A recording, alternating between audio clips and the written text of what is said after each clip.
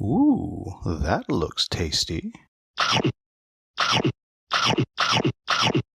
Welcome, folks. Today, the Hungry Gamer is back with another episode of the Monthly Menu, and today we are talking about the top 5 games of August 2025. And as always, as a reminder, or if this is your first time watching one of these are the games that hit my table the most over the month of August. And when I say hit my table the most, I don't count rounds per se, because I feel like that's not fair. If I sit down and play 6 rounds of Mouse, Cheese, Cat, Cucumber, well, that'll take me about an hour or an hour and a half, but I might only be able to play 1 or 2 games of something else in that time. So I just do kind of sessions where I've sat down and played, and that kind of works out for me in general. But with that said, I want to jump right in and talk about my picks for the month, and start out with the list / Here Be Dragons. And what I said I was going to do last month is, because there's only a few games left on the list and we just keep not getting to it, I decided I was going to pick one in particular and try to specifically knock that one out. And yes, it worked. We played Here Be Dragons, and this is a pretty neat little game. And I'm kind of sad I sat on it for so long. And again, apologies to the publisher. I should have done that. It just didn't happen. But now, I kind of want to play another game or two and check out this solo game. This is very much an adventure game. You are running all about. You are exploring, you're finding monsters, you're battling beasts, and it's a very quick, simple game with some simple but pretty satisfying leveling up, and overall I actually quite enjoyed it, so I'm looking forward to playing that again and finally doing my review video. Next was Adventure Tactics, and this one, yes, I played it, and I played it a lot. Next on the picks for the month was Vantage, and yes, I played 2 more solo games of it, back to back, was done in maybe an hour. It plays so quick, and I really am still enjoying Vantage every single time I play. Next was Iridia. Yep, absolutely played it. That's how we know it is in my top 10 dungeon crawls of the year. And then finally it was Rise of Queensdale. That was the legacy game that Original Don and I were going to go visit Peter Vaughn. We were going to play through this campaign if he could find it. Well, he found it, and yes, we did play it. More on that later. Spoiler!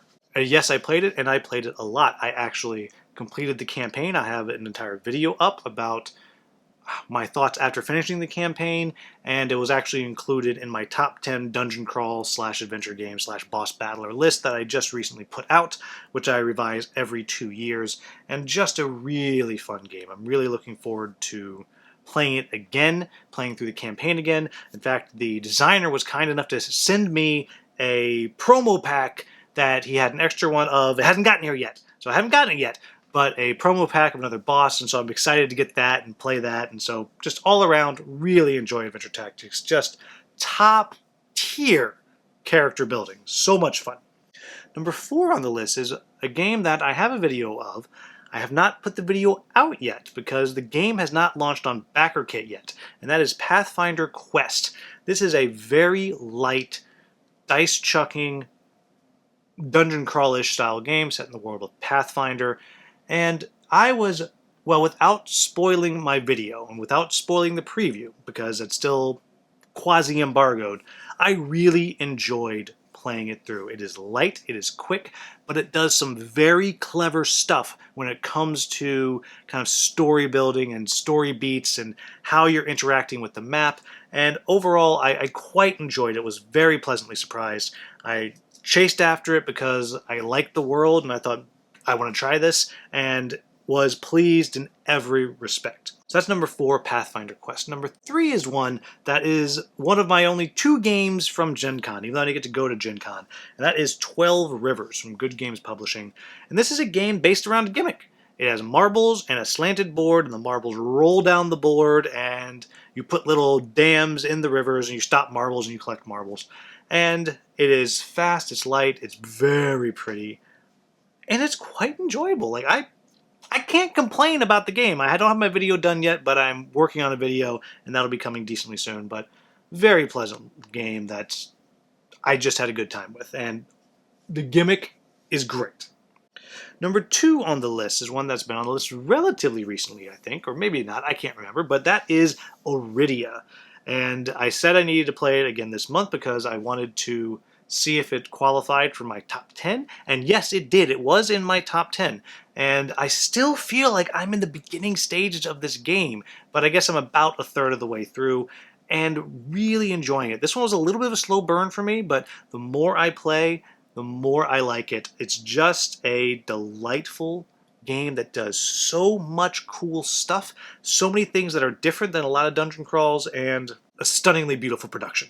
And it does secrets as well as any game out there. So really, really enjoyed Iridia at number 2.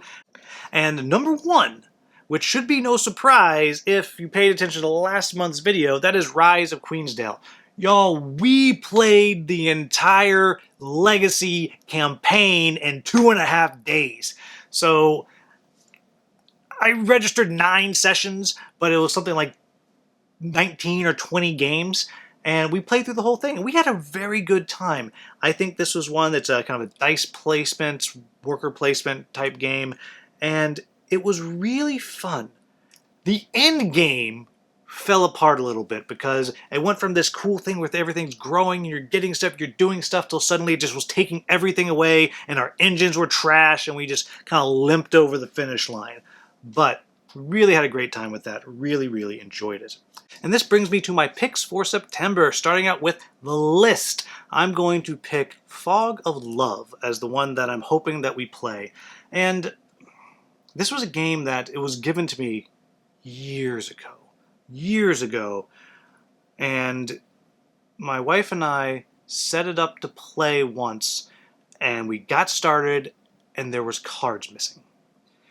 And it took a while for me to get in touch with people and to hear back, and it turned out the cards weren't missing.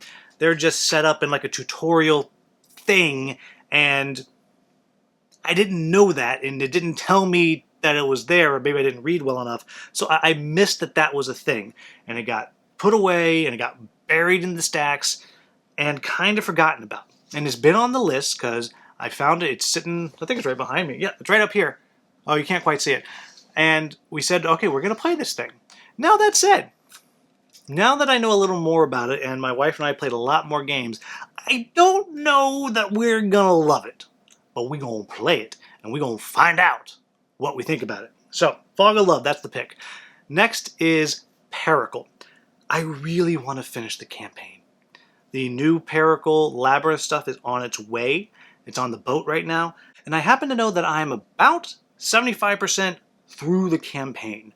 And that's because, well, it doesn't matter how I know exactly, but I'm about 75% through the campaign. And I'm hoping I can get it out on the table for about a week and I can finish the campaign. Now, I'm going to want to play again, but for now, I want to finish up that campaign, get my video out, talking about my thoughts at the end of the campaign and all of that, and I'm hoping I can do it. I definitely feel like I'm going to get it played. Don't know if I'm going to get it finished, but I'm really hoping that I will. Next one is Assault on Doomrock.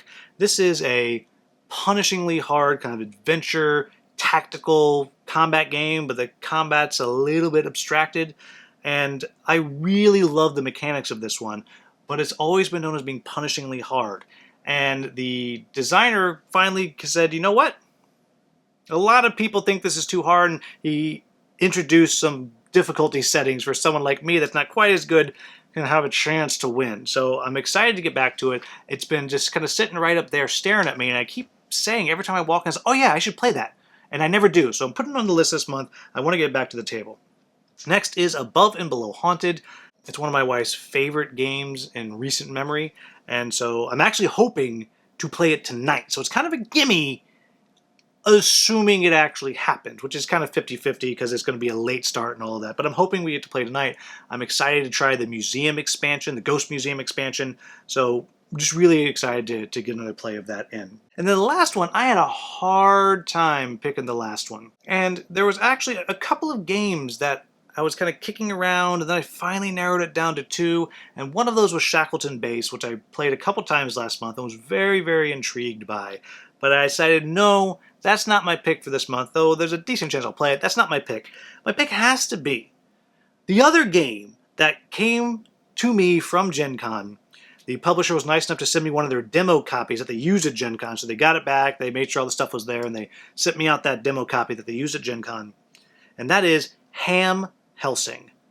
This is a cooperative deck creation game, and by that I mean you actually are putting the transparent cards over top of each other and sleeves and making new cards.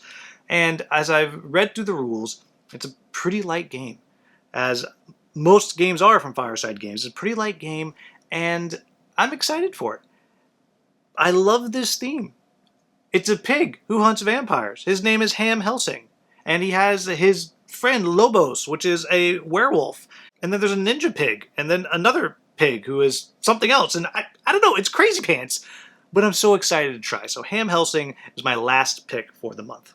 So that brings us to my thank yous. As always, thank you to Noble Knight Games for continuing to sponsor the channel. For those of you that are wondering, that means they give me a little bit of store credit every month, and I have an affiliate link down in the description, which means if you make a purchase from Noble Knight Games and you start with my affiliate link, usually I get a little more store credit. It doesn't cost you anything. And it's a great place to get new and used games. Obviously, used games, the rarer they are, the more expensive they are. But they do have some real good deals on new games usually as well. More importantly, thank you to all the channel members. As always, I greatly, greatly appreciate you. And in fact, you were instrumental in actually keeping me up and running, because things happened and my laptop was gone and I had to buy a new one.